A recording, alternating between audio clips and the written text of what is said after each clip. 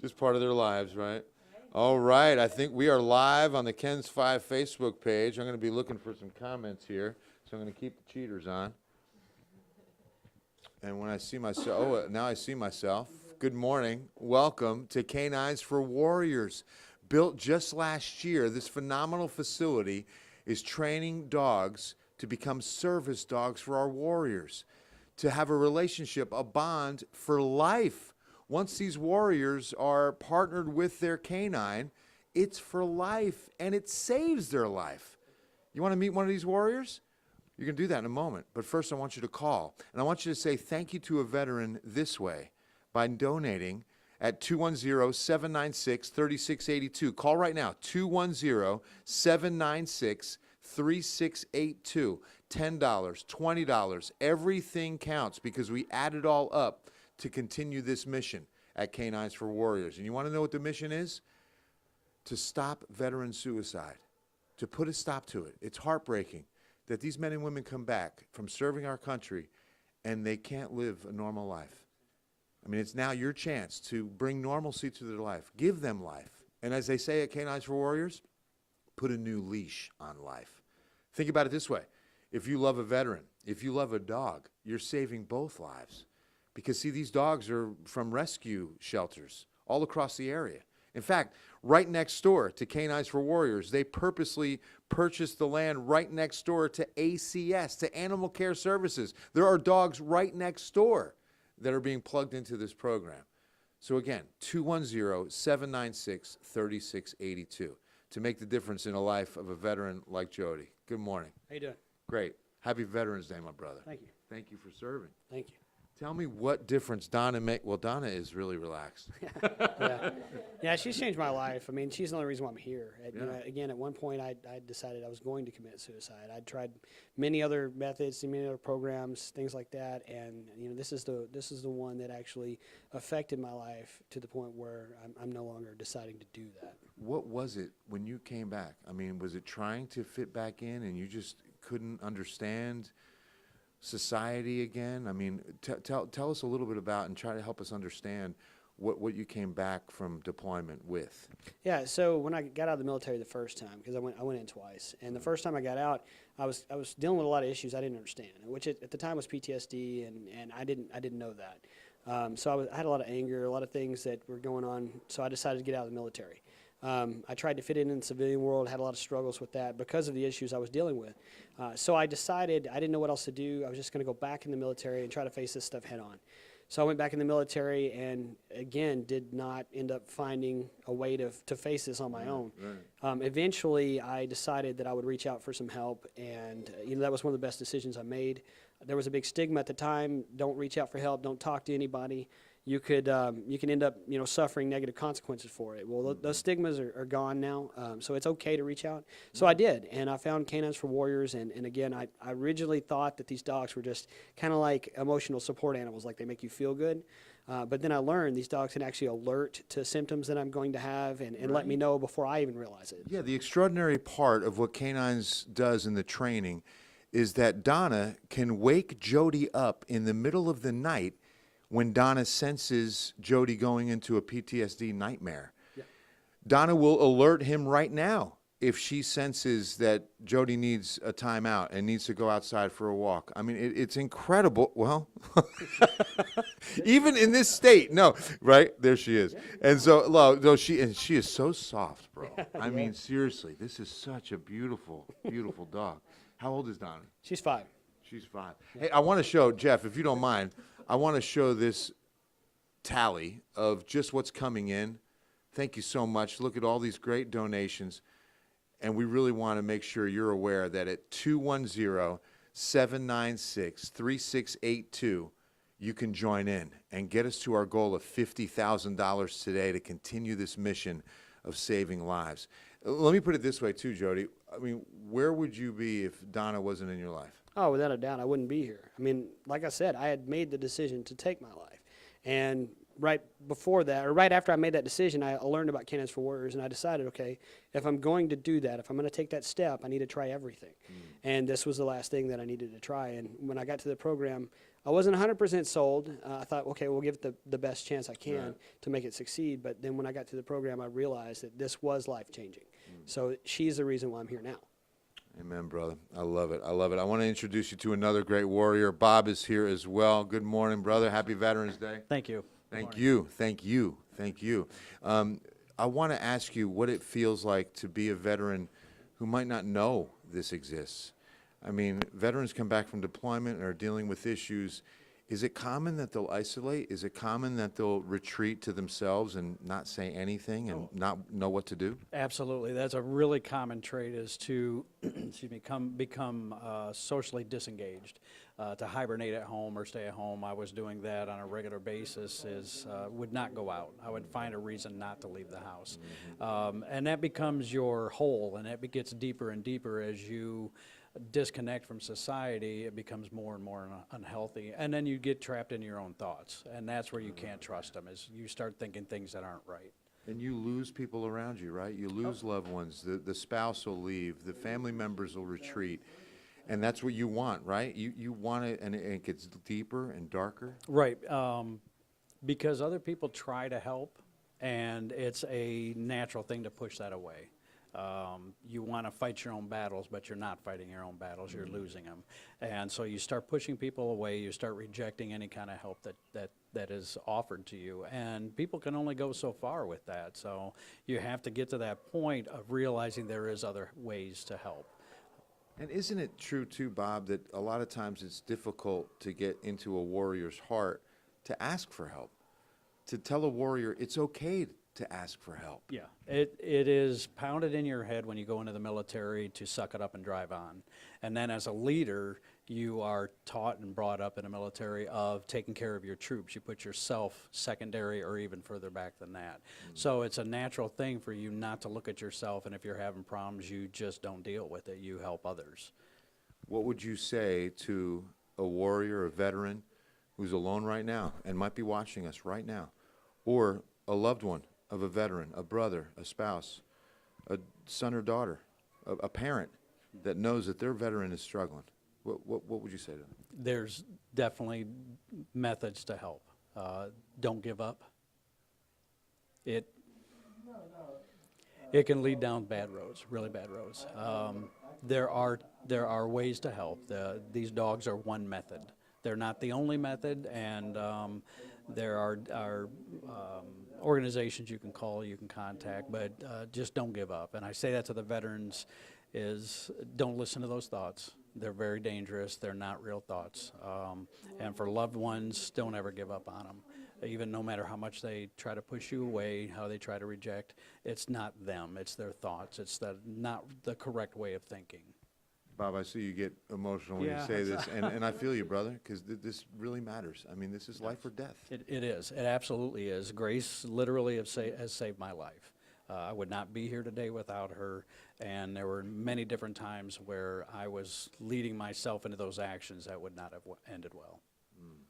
Thanks for sharing, bro. Thank you, No, sir. really, thanks Thank for you. being I vulnerable appreciate it. and sharing Oh, that, thank you. because that takes a lot. 210-796-3682. You can even text K9TX. Get your phone out, do K9TX to 41444. It'll lead you to a link, and you can be on this board.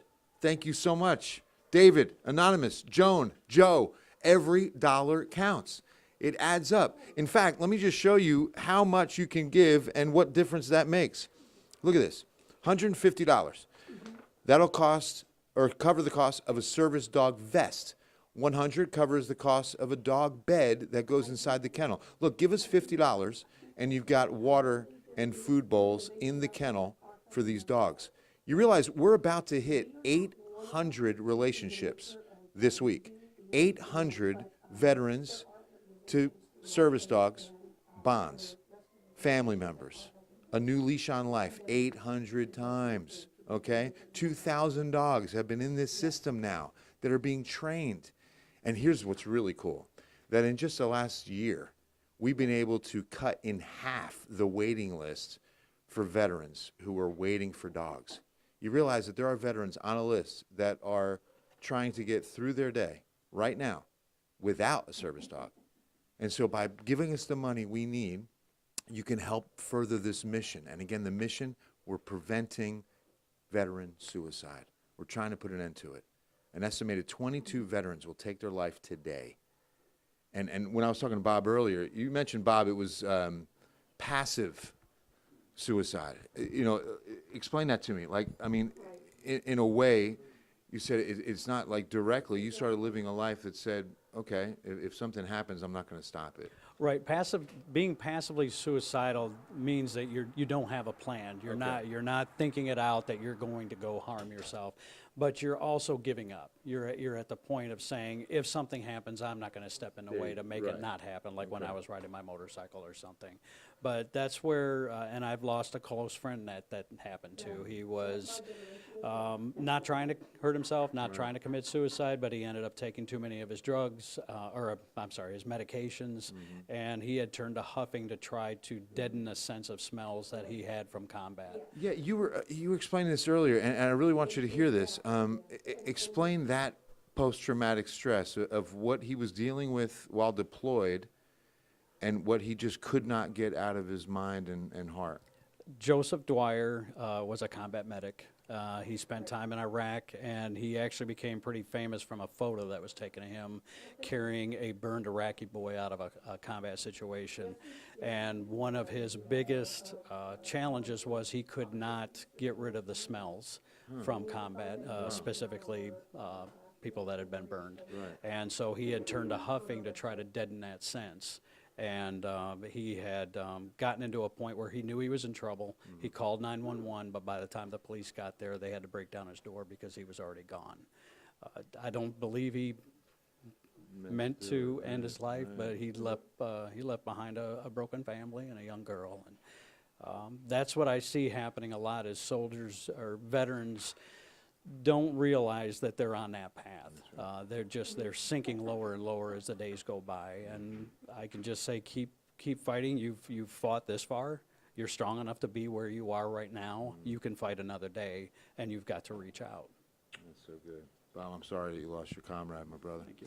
But thank you for sharing that and giving you a taste of exactly what this means. 210-796-3682. We have the phones open, ready for your call, 210-796-3682. I want to introduce you to one of our operators. Tell me your name.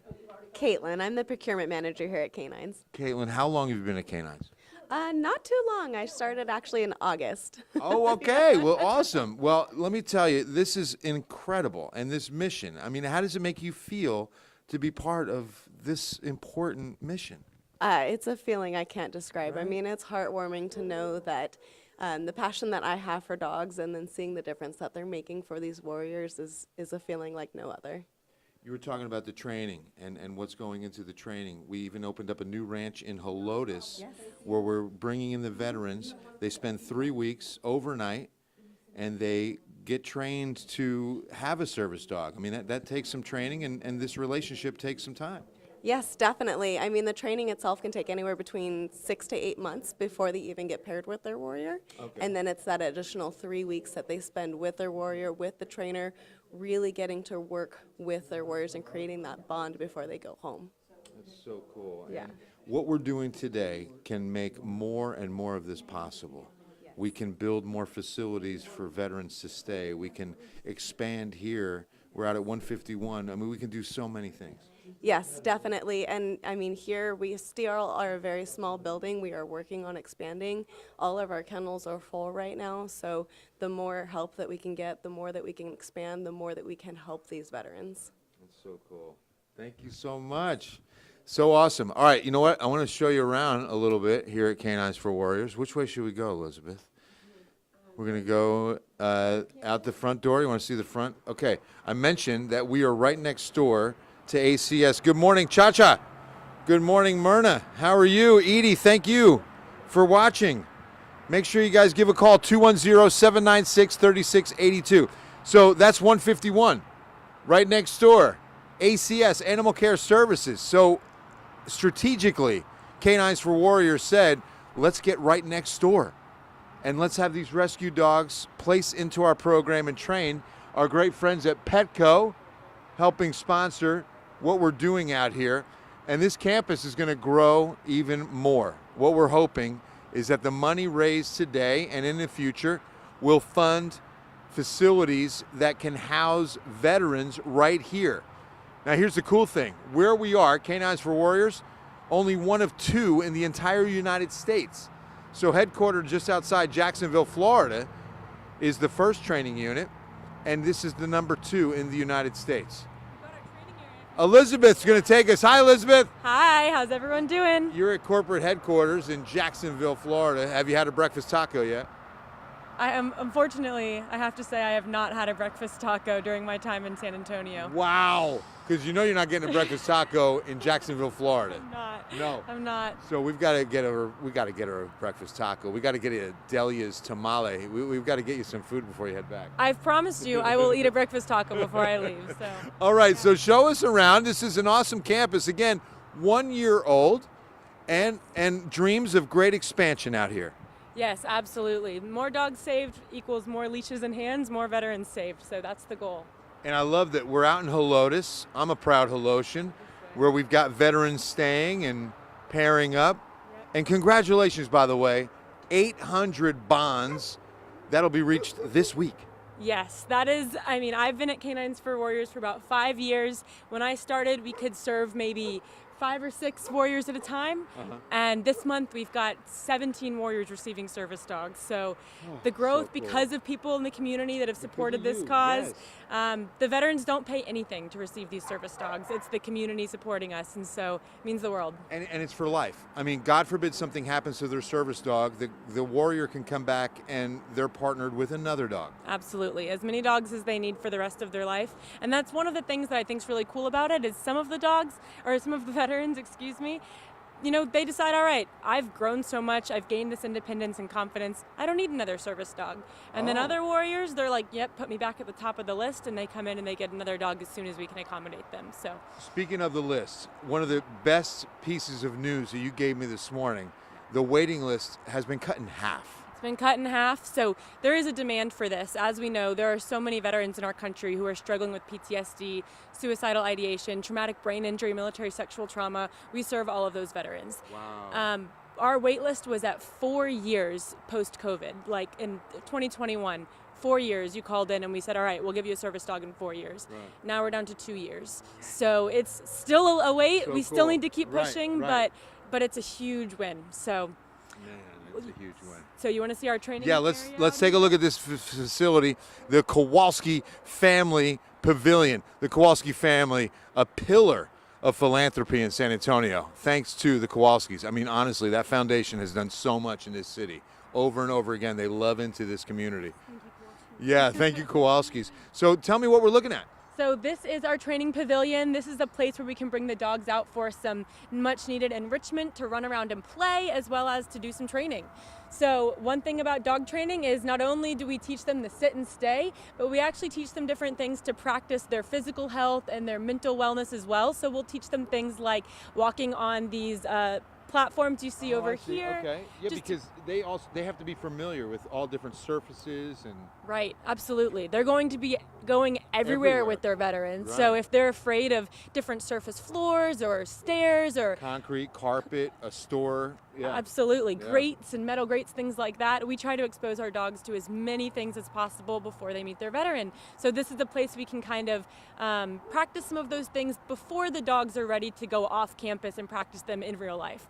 How much is like the dog already aware? You know, like, I mean, I know that there are some dogs that they don't make it through the training. Like you see some signs that this dog's just not going to learn this, and it's okay, It is. right? But what would you say, like percentage-wise, of how many dogs come in, how many do pass and are placed?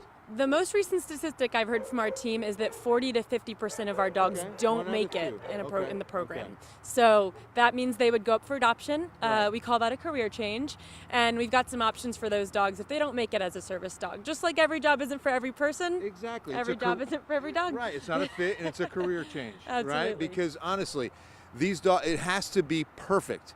Yeah. This dog has to be 100% ready. Yeah. Right. And like Donna and Grace, thank you. They are perfect. You met Bob, our warriors, and you met Jody. But Grace and Donna, they are 100%. They know what to do. You know, speaking of the pillars, I want to show you. I see the logo on here. Another pillar of philanthropy and love into our community.